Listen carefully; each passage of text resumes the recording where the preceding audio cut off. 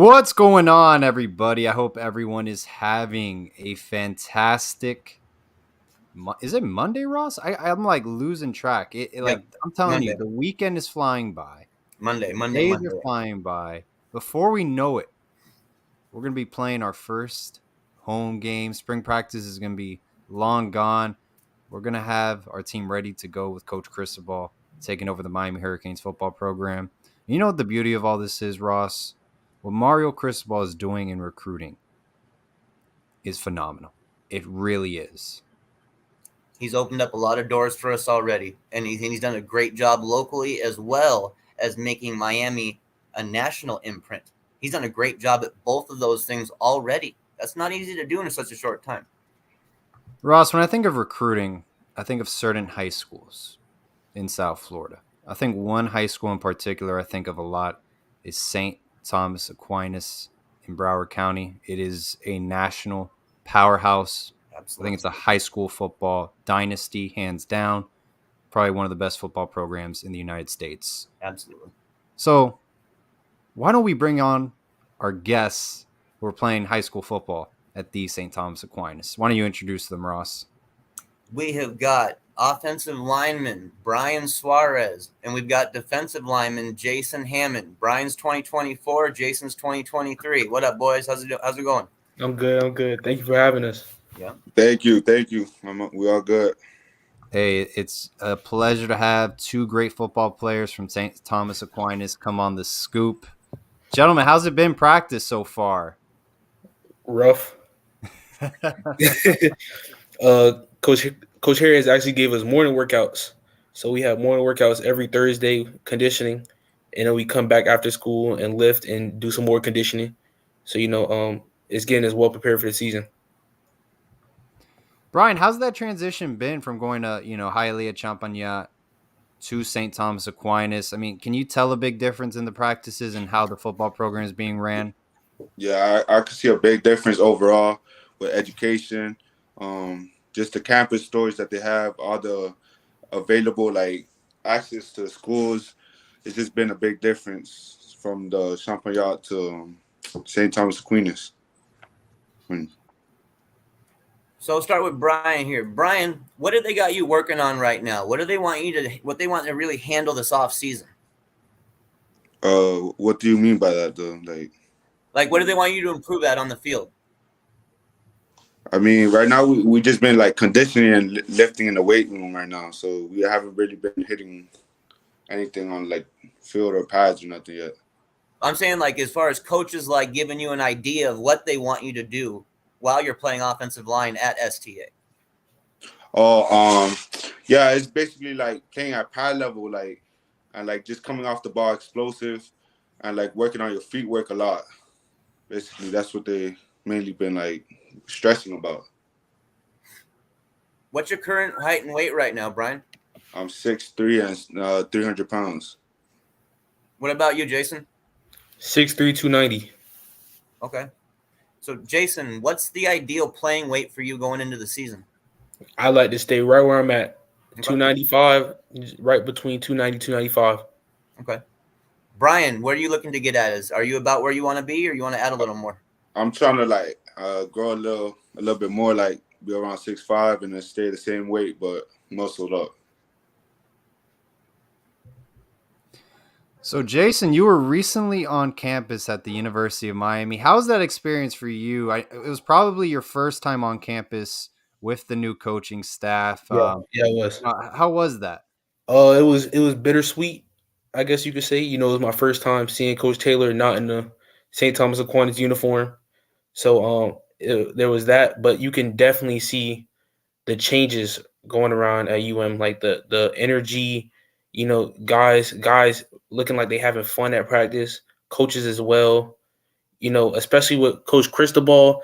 I feel like most whereas years past it wasn't as heavily focused on offensive and defensive line, whereas this year you could tell that's where their focus is this year.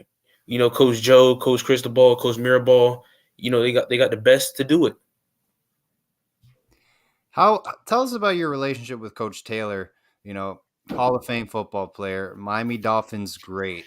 I mean, it's Jason Taylor. He's one of the best NFL players to play at his respective position. And how has that relationship been when he was at St. Thomas Aquinas? Playing for him. Right. I came into St. Thomas right around this time actually January last year. And right from the start, I feel like I've had an amazing connection with Coach Taylor. He's always been somebody I could call on when I need somebody I could talk to on about whatever it is going on, not just football. So, not only has he been a great coach to me, but he's also been a great mentor. And I've learned a lot from him. So I'm very grateful for the time I've had while he was here, and hopefully it'll continue on. Jason, what kind of stats did you put up this last season? Last season, I had about 50 tackles, about five or six TFLs, 5 or 6 sacks, and three fumble recoveries and one forced fumble. But I was also out for 7 games. Oh, With I had torn, not torn, but I had a slight tear in my MCL, which caused me to miss a couple games. But I was able to come back for the playoff for semi-state game and the state game. what made that St. Thomas team special last year? What pulled it together for you guys? I feel like what pulled us together was a brotherhood. A lot of teams you'll see argue, go back and forth. You'll see a lot of guys that have their own agendas on the team. I can tell you firsthand there was none of that on the team. As soon as the season started, you wasn't seeing guys talking about what schools they're at. Everybody's dialed in on the season. Everybody's watching film. Everybody's finding out what they could do. Everybody's trying to get extra work in after practice. Everybody wanted it. We wanted that state championship, and I feel like that's what made it special as a team. Now, Brian, with that kind of attitude that the STA players have, did that make it an easy choice for you to want to go play there? Yes, sir. It made it overall better choice for me to leave Champagnat. Overall, it was just like a better standard, and I'm just blessed to be where I'm at right now, and humbled. Now, was that a move that you were considering for a little while, or did it just kind of happen quickly? Oh no, I've been considering it since playoffs. I just seen how they all were together as a brotherhood, like Jason said, and they will hold each other accountable. Not a lot of schools really do that, and they will watch film on the sideline, separate. They separated from other schools, and that's what really caught my attention, and just the coaching staff overall. Brian, how has your recruitment picked up since you've been enrolled at St. Thomas Aquinas? Has a lot more Power 5 schools been in contact with you? Yeah, I recently picked up 3 more offers, which were Marshall, Akron, and Eastern Kentucky University. And just a lot of coaches follow me on Twitter, and a lot of UM coaches following me too.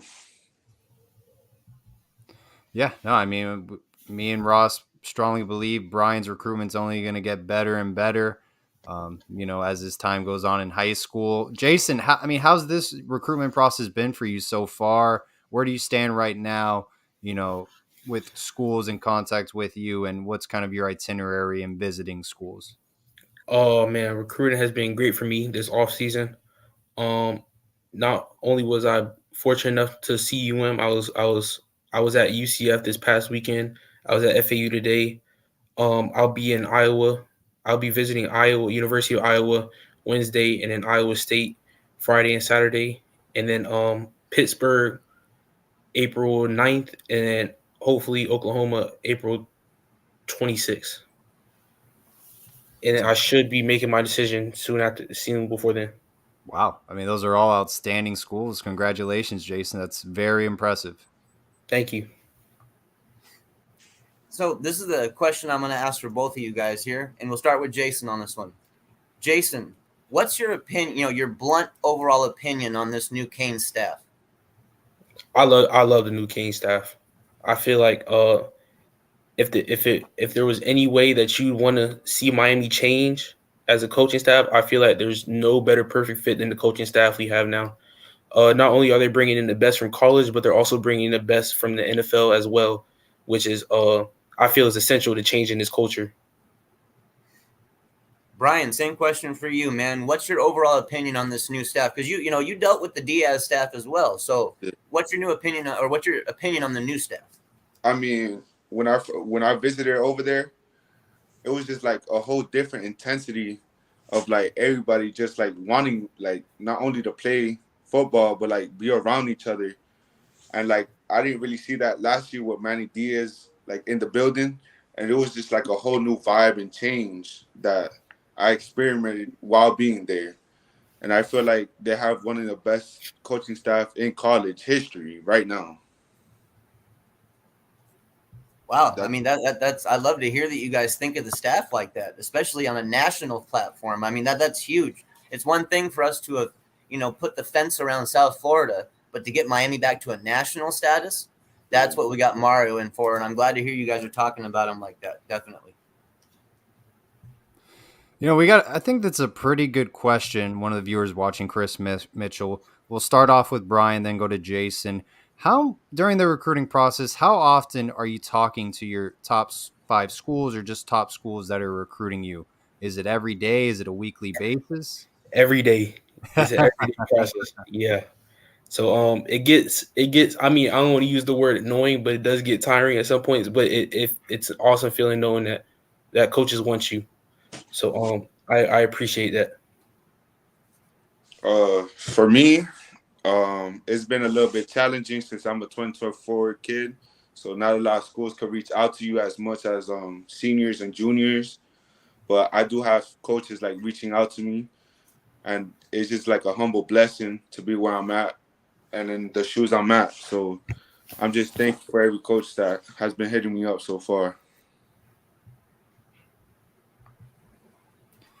Well, I got to ask, guys, what's the expectation going into this year for St. Thomas Aquinas? If you can name me 2 to 3 things. State championship. Love it. State championship and state championship. I don't know how else to put it. If it's win or go home over here, and we don't even think about losing. It's not our mentality.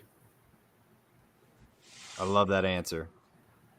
So I got a question here for both you guys here. We'll start you off with Brian on this one. And Brian, this is something we've talked about before, but I always like to get your opinion on it as you're advancing as a player. Yes, sir. This is game week film study we're talking about right now, okay? You're getting ready to break down the defensive line you're going to be going against. What are some of the first key aspects you try to notice and key in on yourself? Things I like to watch is their first move, how fast they can move their feet, their best the best aspect of their techniques and stuff, their weaknesses, what you could counter them with on their moves, and yeah, that's really it. That's really the main things I really like to watch, and how they play when they're tired and when they're not tired. Those are key things I do and watch. And Jason, you get to see it from the other side as a defensive lineman. What are you keying in on during game week film study on the offensive line? Game study, I like to key on. Are they lazy? A lot of guys in high school are lazy. Sometimes they'll be light on their hands, they'll have their hands just above the ground when they're pulling. So I like to look at their tendencies as well. And that's something I'll go over with Coach Taylor. And, he'll sit down with me and help me look at the film and help me depict what it is that they're doing and what are their giveaways. I remember last year we were watching Tampa Tech film, and their tackle, he staggered his foot back on pass because he liked to get out a little faster because he was a little slow. He was a little slow guy. So, it's little things like that we pick up on. Not only that, but are they heavy on their feet? Are they backed up off the line of scrimmage? Because when guys pull, they try to cheat a little bit by backing off the line of scrimmage. So those are the little things that we look at as well. Brian, and you've answered this question before for me, but I'm going to have you answer it again just because, like I said, as time goes on, feelings change, new things happen. 3 words for you: Miami Hurricanes football. What does it mean to you? It means a whole lot to me. It's grown over like the years, cause like seeing Coach Mirabal and Cristobal here now, and just the coaching staff in general, it just changed my mindset like to even better view of Miami Hurricanes. And it like I feel like they're gonna make it to the national this year. Like not even like I don't think they're gonna lose a game this year at all. With the coaching staff that they have, it's just like one of the best that they have in a while. Like just really changed. Yeah, it just really changed my mind a whole lot. And what about you, Jason? You hear those 3 words, Miami Hurricanes football. What does it mean to you? It's a name that has a lot of history behind it. I feel like a lot of people, when they think of Miami, they kind of give it a negative connotation and forget how great Miami used to be. And I feel like we're finally getting to a point where we can put the meaning behind the U back to what it used to be, to its former glory. All right, we got another question for one of the viewers. Sigmund asks, who is the best player you've gone up against? Could be a teammate. Could be someone maybe during a game you've gone up against. Who's been the best player you've seen? In game was Andre Roy from St. Francis. He signed with Maryland. And in practice, it had to be either Julian Armella or Talib Lockett. Okay. Yeah, those guys gave us work every practice. Or even Brody Sobo, who was our starting center. Those guys gave us work every practice. What about you, Brian? For me, I don't really know their names, but like it was definitely a kid from Trinity Christian on our state championship game. And like that was for in game and out game. It was like just practice in general. Our D tackle and DN Timothy Summons, and for D tackle it was who was it again? For our D tackle, yeah, I think it was Timothy Summons again. He was just like one of those guys that would lead and just give you work, even though like it was just a walkthrough. He would want you to like do your best on everything. So I feel like he's one of the guys that gave me one of the hardest works. Brian, last season, you're at Champagnat.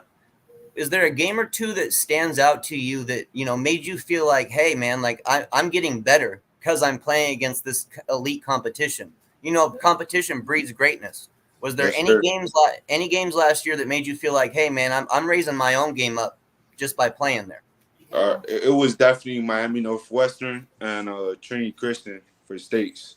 Those are really 2 games that helped me like realize that there's little things that I need to work on to get where I want to be at, and like things that a lot of these other younger kids like really don't know or like have.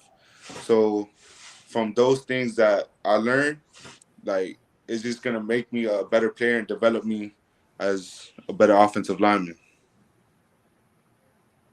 And, Jason, we know that, STA had a great season last year. What do you feel maybe was a game or two that helped you guys kind of define who you were going to be going forward and helped you kind of set yourself up for that run? Unfortunately, I feel like Jesuit High School was one of those defining games where it made us come together as a team and realize, that we had a lot of work to do. Yeah, we were a great team of individuals, but it made us come together early on in the season. I feel like that kick in the mouth is what we really needed, because it did lead to a lot of great moments later down the road, especially like week 5, week 6, when we started steamrolling teams. I'm talking about like 40 points a game, Gibbons 40 points a game, even playoffs. and it eventually led to our state championship even being a blowout by like 47 to 14. That game, it helped mold us as a team. It kind of showed us that, we're nothing with a bunch of individuals, and we need teamwork to win games. Absolutely. Well, Brian and Jason, I mean, we know you guys are going to kill it this next season. We can't wait to see St. Thomas Aquinas compete for another state title. And we're really excited about how your recruitment's going to pick up, the both of you. We know where you're going to land at great college football programs when it's your time to decide. And we just can't wait to see you guys excel this upcoming season. Thank you. Thank you. I appreciate that. Ross, anything else for Jason and Brian before we let him go? I can't let him go without asking the one question. Paul. Jason, why do you love the game of football? Oh, man. I love the game of football because it allows me to I know it sounds cliche, but it does allow me to hit people without going to jail for it. I feel like it's a game where it allows me to get my mind off other things that I may be dealing with, and it is a way for me to relieve some of my stress. Brian, same question, man. Why do you love the game of football, big dog? I mean, Jason really said it the best way you can. Like it's just like so much in the trenches. Like you could just like put hands on somebody and like you won't get arrested or like go to jail, and it's just like a way like to really like a manhood, like it builds character and stuff, and it just sets yourself in a higher standard as a person and stuff. So that's why I really love football. Man, those are two amazing answers. That's all I got, Paul, for these two guys, man. These two wonderful guys from STA. Jason and Brian, it's a pleasure to have you guys back on the scoop. Hopefully we can get you guys back on again before you win another state title at St. Thomas Aquinas. And we cannot wait to see your success this upcoming season. And thank you for coming on the scoop. We greatly appreciate it. Thank you, guys. Blessed to be here. Thank you. All righty. Take care, gentlemen. Have a great rest of your night. Take care. All right. That was Jason Hammond and Brian Suarez, two outstanding football players from St. Thomas Aquinas High School in Broward County. And our next guest, Trey Wilson, is backstage. Ross, why don't you introduce the fans to Trey and what he brings to the table? This is 2023 defensive lineman Trey Wilson from Lakeview Centennial High School in Texas. He's really got he gives a nightmare to offensive linemen due to the fact that he's almost got kind of a hybrid body type and a hybrid way he plays. He can beat you with quickness. He can beat you with strength. He can beat you with his hands. And if he gets off the snap before you do, it's over. Good night. You're going to get cooked. Appreciate it. Trey, did Ross miss anything on that description of your game? No, I don't think so. It's definitely places we can get better at, but for the most part, yeah, he did a pretty good job. So Trey, to all the viewers watching right now or later when this is uploaded on YouTube, kind of, how many offers do you have right now currently, and what position you play in high school you attend? I have 27 offers, and I play all around the line. Basically, so sophomore year was my first year playing defensive end. And this year, we worked more on moving me around. So I played a little 3-tech. I would play head up, and I would play 5. And we're going to keep expanding on that this year for the senior season, just to make sure the toolbox is set for college. How has been the relationship with the University of Miami coaching staff and yourself?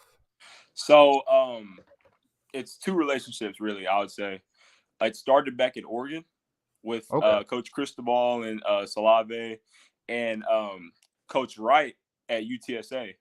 Me being from Texas, he offered me a while back. And, I had no interest in UTSA, but we kept in contact because, when you know good people, you just keep in contact with good people. So I had already been talking to Coach Salave and Coach Cristobal, and actually I was in Florida just now on vacation when I had got the offer, which was kind of ironic. So yeah, I'd say just having that relationship with those two people set it off. You know, he was able to vouch for me and confirm all the stuff that they were thinking about me, and so they just pulled the trigger. So it was cool. Trey, what's your current height and weight right now? 6'3", 3/4, and I'm about 245. How did this last season go for your high school team? We didn't do as good as we could have. It was a lot of stuff. I don't like to be the one to blame stuff, but we didn't have spring because of COVID. Our coaching staff came literally a week before school started. So we had to, like, our whole coaching staff. So we had to get a whole new coaching staff. That whole summer, we were practicing 3-4, and then we switched to 4-3. But we went 5-5 season. But next year will be a lot better. We had a lot of seniors this year, but we're making sure this spring that we get our young guys some reps and we're able to take over. The goal is district champs, playoffs too, and yeah. So we had a 5-5 season. It was okay. We had some good wins. We had some bad losses. There's a lot of stuff we can learn and get better at. Well, what kind of season did you put up? Do you recall your stats? I had a 10-sack season. Had about 60 tackles, 20 for loss. I don't know the exact numbers, but I know for sure 10 sacks because that was the goal at the beginning of the season. That's the goal for this year. I really want to raise it to 12, and I'm pretty sure that's what I'm going to do. But 10-sack season, first team all district, all defense, and yeah, that's about it. I had a pretty good season as well, I'll say, and I compare it to, as long as I'm getting better, I looked at tape from last year, my sophomore season, and compared it to this year, and it was just a lot more active and a lot more effort on tape and using hands and stuff. So I'd say that it's a pretty good year for me.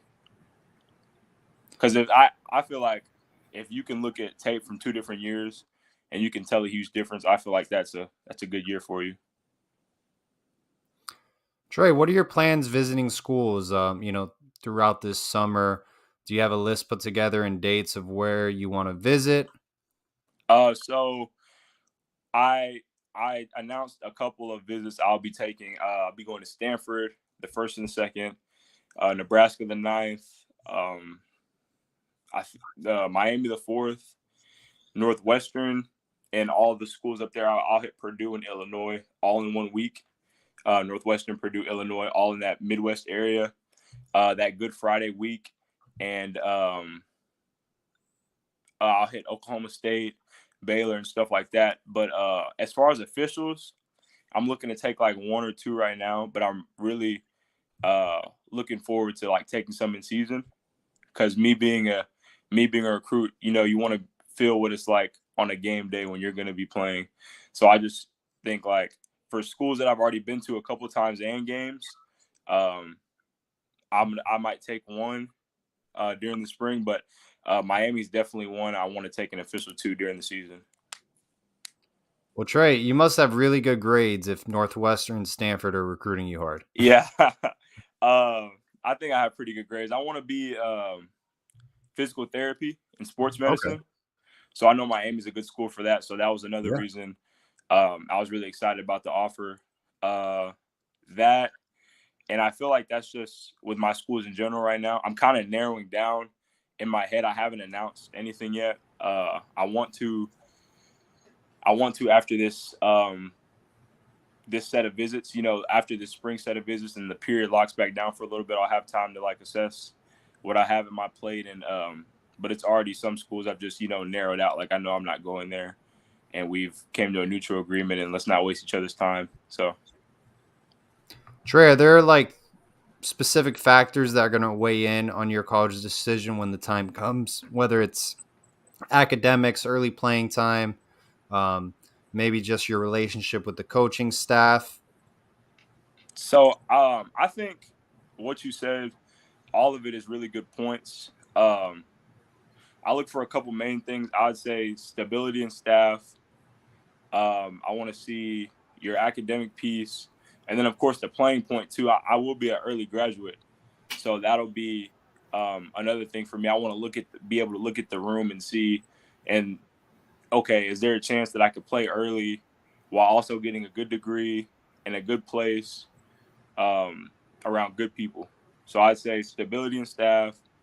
And networking too. Networking is a big thing for me. I want to be able to meet people, build relationships. So when I graduate from college, I have people to lean on to and connect with and, be successful.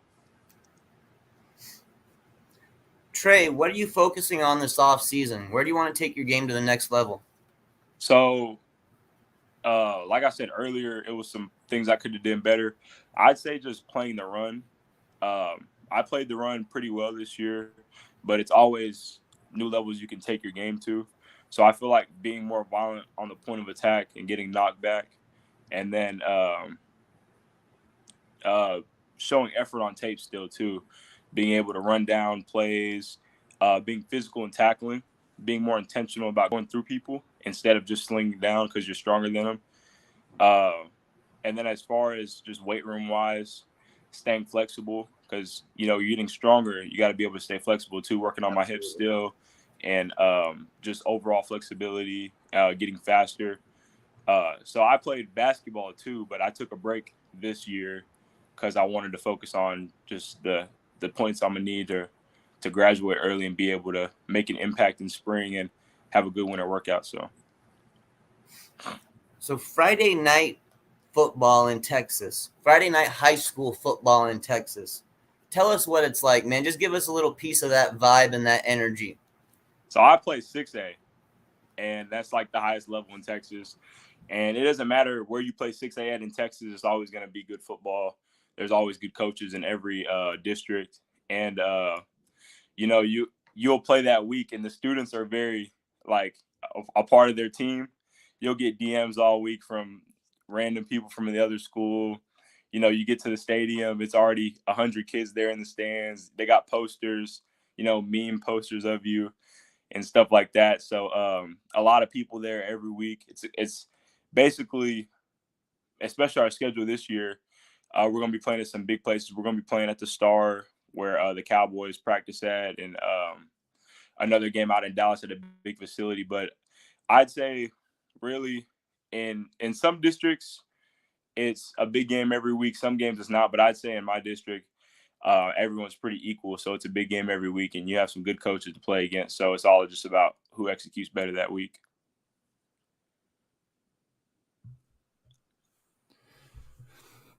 Trey, who was your favorite school growing up in college football?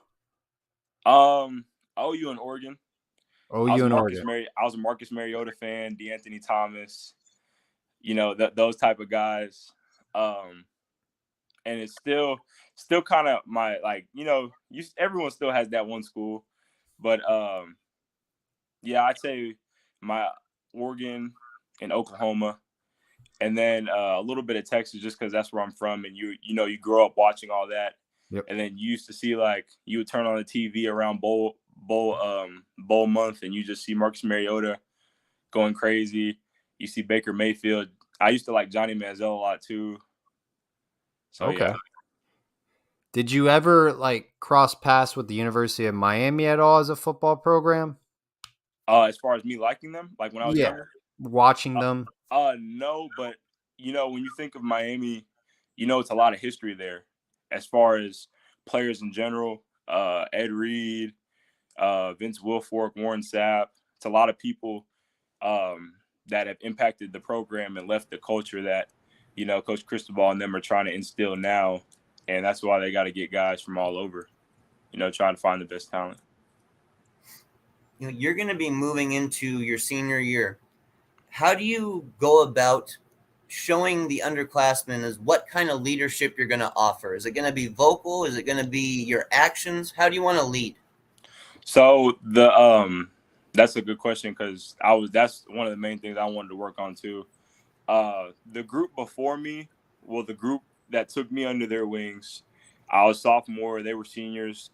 I was good at just focusing and doing what they did. But, not all people learn the same. So I feel like I have to be more vocal with my group and just show them stuff. And it was kind of hard for me because I'm not used to doing that. You know what I mean? When you're used to just following behind somebody and, you're able to pick it up, not everybody learns the same. So I'm just having to be more of a vocal person and showing them that, how it has to be done and why it has to be done. Because when people understand the why, it tends to stick a lot better. All right, we're talking game week film study right now. This is you breaking down the offensive line you're going to be going against. What are you looking for first, especially on the outside when you're breaking down tackles? What are you looking for the most to try to get an advantage? I want to look at their hands. Do they set high? Do they set low? And that'll give indicators on like stuff like rundowns and pass downs, like where can I fit my hands to get extension, or on passing downs, am I going to go for a long arm? Am I going to cross chop? Am I going to side swipe? Or am I going to just beat them with speed? I'd say hands and feet. So if I got a guy with slow feet, there's obviously no point in wasting time. I'm going to try to beat him with speed. Then once I beat him with speed, that's when you go to long arm or the bull rush and try to run through him and get him to settle his feet so he can try to get the block. And then I look at everyone else on the line because as far as run in high school, a lot of people are really like visible, like you'll know what they're doing on the snap. And if you pay attention to formation and stuff, they'll be able to give it away pretty often. So I say that, and then backfield, hands, feet, then the rest of the line. How many spots do you play on the defensive line? So depending on the week or what kind of tackles we have, I'll play field, I'll play boundary.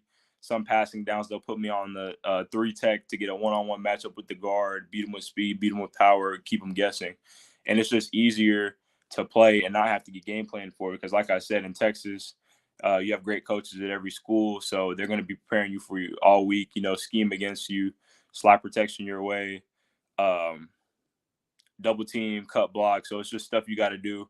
When you're moving around, it's kind of hard for them to keep that game plan instilled, and then it makes it better when you have other people on the line playing with you that they have to worry about too. So it's just stuff like that. Well, Trey, a lot of the viewers, I mean, even myself, they're pretty amazed how well-spoken you are at such a young age. I mean, they said, hey, forget the physical therapy career. You should do broadcasting.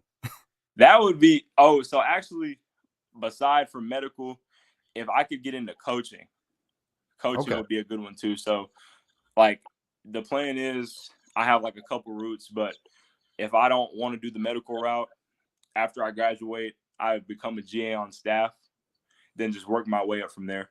I would say that. And that's another thing I ask too, with head coaches, whenever we get to talk, how do you take care of your players after they graduate? You know what I mean? What do you have? Like, you show me people you've taken care of and, let people back in and stuff like that because it's important. You know what I mean? Absolutely. No, I think that's outstanding. You can identify what you want to hear from the staff and what you're looking for early on in the recruitment process. So that's very neat and very cool, Trey, that you can you already have those ideas and goals set in your mind during the recruiting process. So very cool. Trey, I got a question for you, man, and it's a question that I ask every single recruit we bring on here. Why do you love the game of football? I think I love it because the reason I started playing football, because I was mainly a basketball guy, but I started playing football because I could just look around. And if you look around the world, like America, you just see what football can do for people.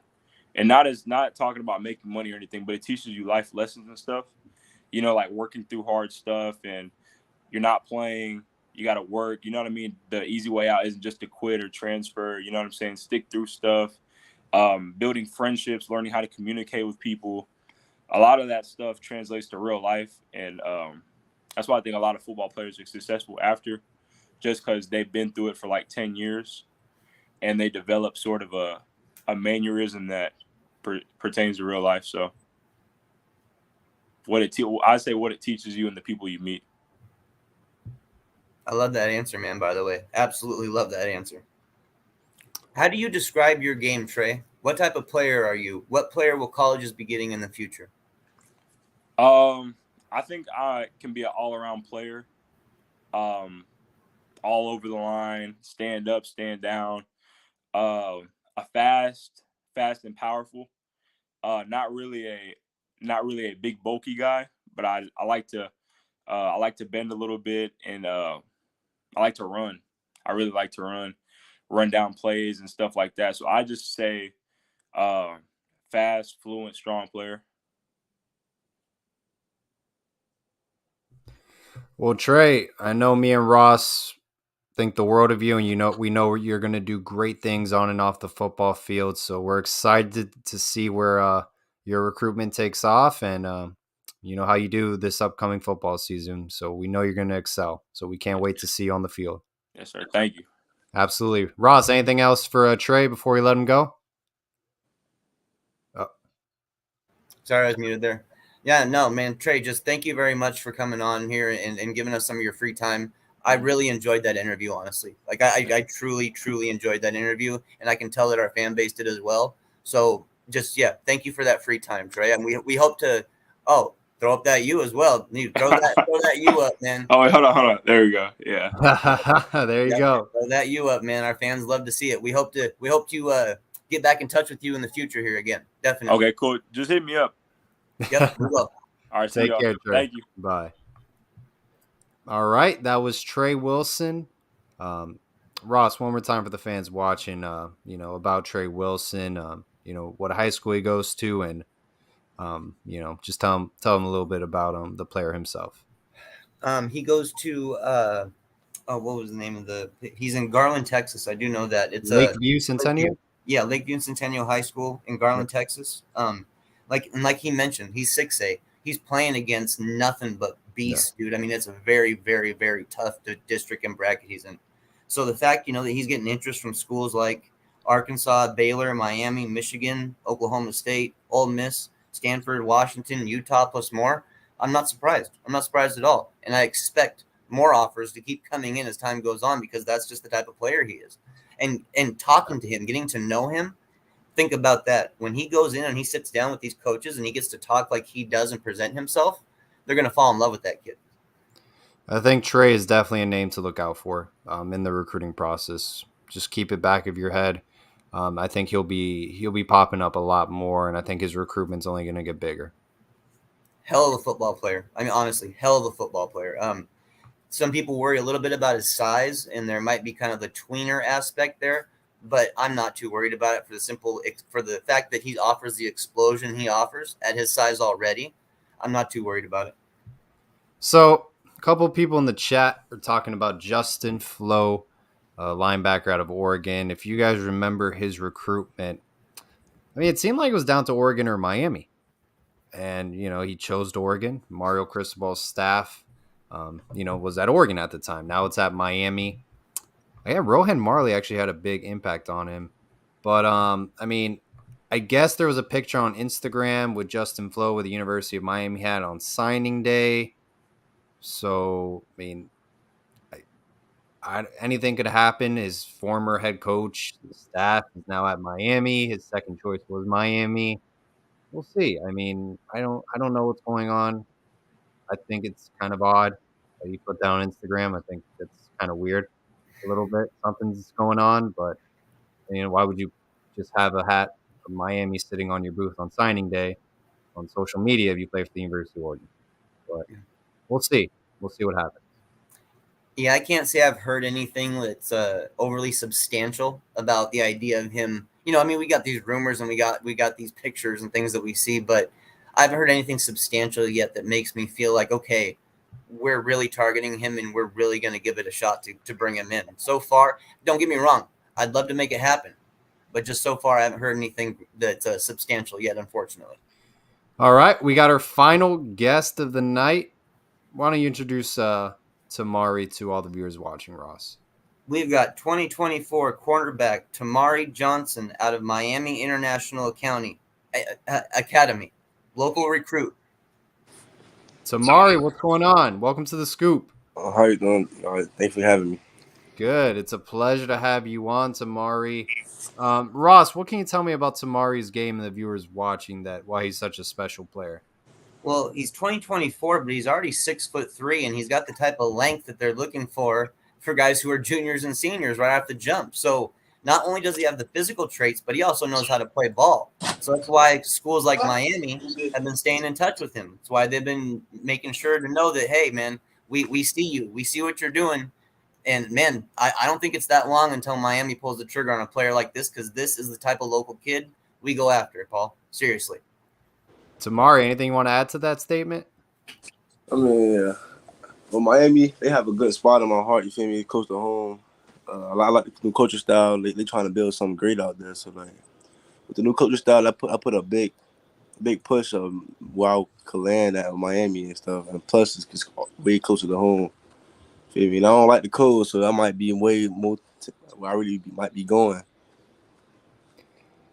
How's your recruitment been so far? I know your class of 2024. Have any schools been, pretty active recruiting you lately? I mean, yeah, it's been Florida State and UCF. Wow. They've been recruiting me heavy. Was Miami your favorite school growing up? I mean, yes, it was. Like, I can't really say it wasn't, cause like, I had two teams actually growing up, but for me, Miami was my favorite. It was Miami and Florida actually. Tamari, what is your current height weight right now? 6'3", 174. Have you had your wingspan measured lately?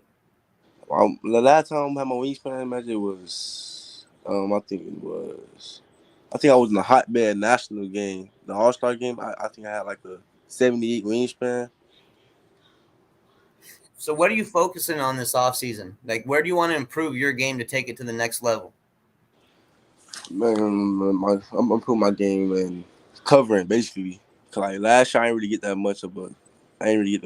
like test my covering skills because the team used to go against you to run a lot. So I really don't know where am I with my covering. So I like to challenge myself in covering and working on my hips. You were at Miami earlier this month. Let us know about that experience. What was that all about? I mean, Miami, it was a great visit. The colleges, the coaches are nice. I mean, the trainers, the players, everybody just showed love at the campus. I mean, I like that. I like that. Like, always all one and nothing but love on the campus. And for me, it's always nice to have that love, because love can push that person one mile further, basically. And that's very real. I like the love. Everybody is one. And no like picking faces. None of that. Everybody gotta work hard. Everybody gonna do what they have to do. Everybody gonna play. If you work hard, you play. Did you speak to any of the coaching staff while you were on campus or any players? I mean, I spoke to Bashar Smith, one of my local friends. I actually went to high school with him when I was like in 9th grade. He was still in the senior. He was leaving. So I had time to sit down and talk with him a little bit about it. He told me about the campus a little bit. Are you planning on visiting any other schools besides the University of Miami in the summer? Actually, I think tomorrow I'm getting ready to go like to USF and UCF, if I'm not mistaken, with my school. So like this week right here might be like a little busy week for me with my recruiting wise. Cause I'm gonna be on the road. Like my last visit is gonna be like Florida State. I think that starts like on what day it is? Probably like the 24th. Might get back down home. So like for the rest of this week, I might be on the tours and stuff.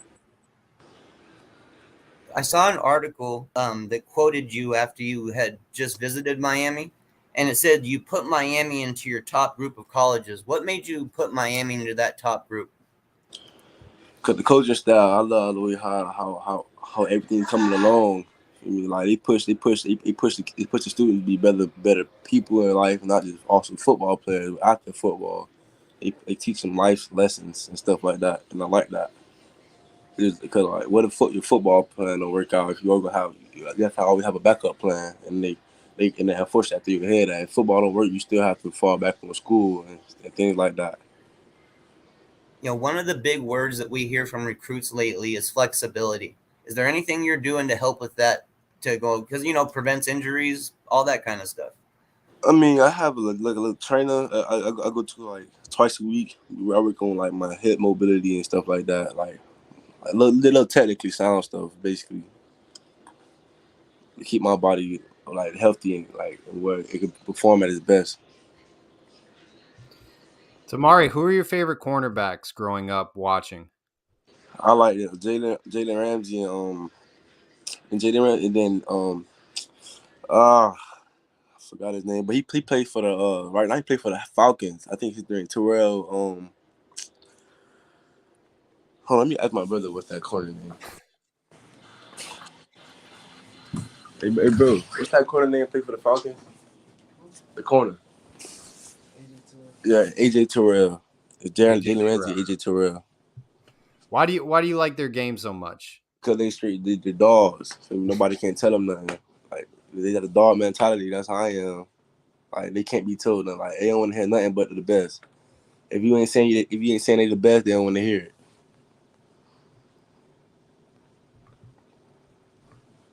That's why I really like them. I got 3 words here for you, Tamari, and I know you're a local Miami kid, so I want to know what this means to you.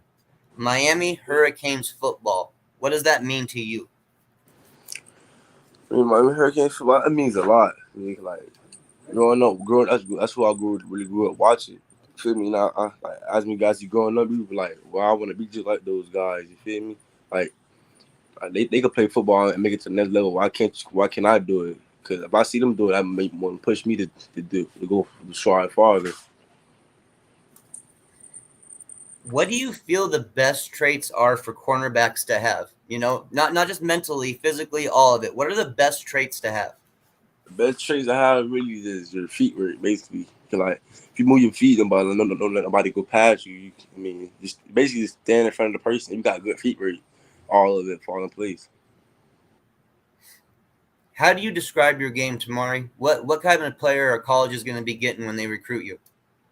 They're gonna be getting a hard-working player, a kid that's gonna come in, do what waiting for him to touch the field in a freshman year. Because like they say, it's not too many freshmen that come to colleges and start. Like, but I'm ready to willing to come to the colleges and put work in to start as a true freshman. Tamari, is that one of the factors that's going to weigh in on your college decision? I know it's a long time from now, but is early playing time a big deal for you? Say it again. Is playing early as a freshman, is that going to impact, you think, your college decision a year from now? Yeah, I feel like it'll make impact because like with me on the field, I feel like it could be a whole different ball game. Like I feel like I'm a top dog. Like I feel like if I lead the pack, others will follow that.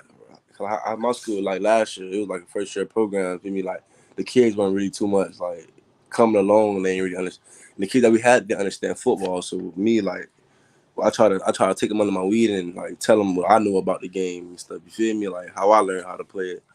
And it just came like that. And overall, we came like to be a 6-5 team, be a first year program, and people like they were like they wasn't that bad.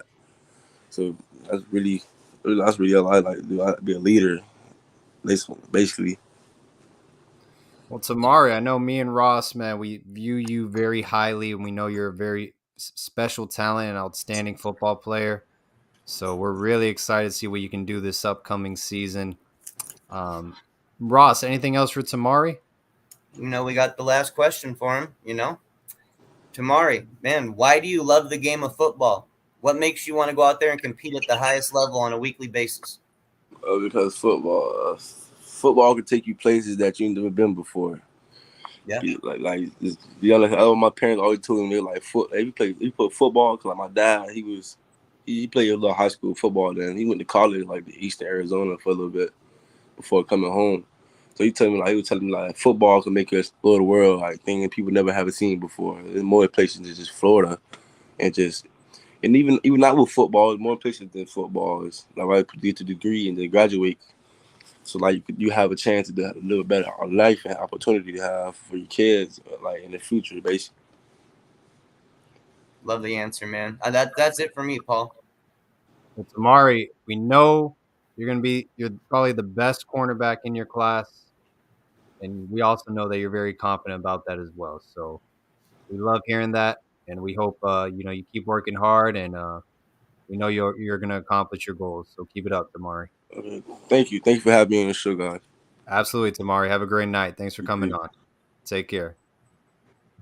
All right, that was Tamari Johnson, one of the top cornerbacks, class of 2024. I think his recruitment is going to really pick up. He's very early, 2024.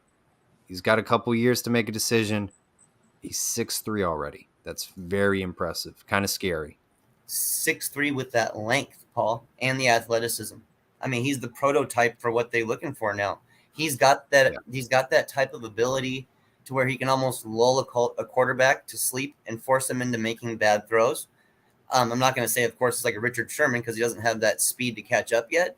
But, dude, he knows how to get quarterbacks to make bad throws, and he knows how to make plays on those bad throws, dude. And that's something that shows a smart corner. It takes an understanding of that position to make that happen.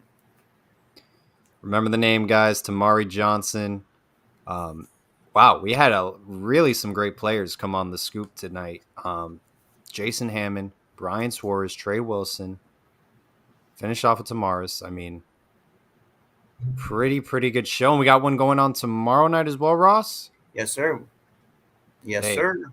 I'm looking forward to it. The Canes are in the Sweet 16. They just upset the number 2 seed Auburn. I was in shock. They played awful against USC. They still got the win.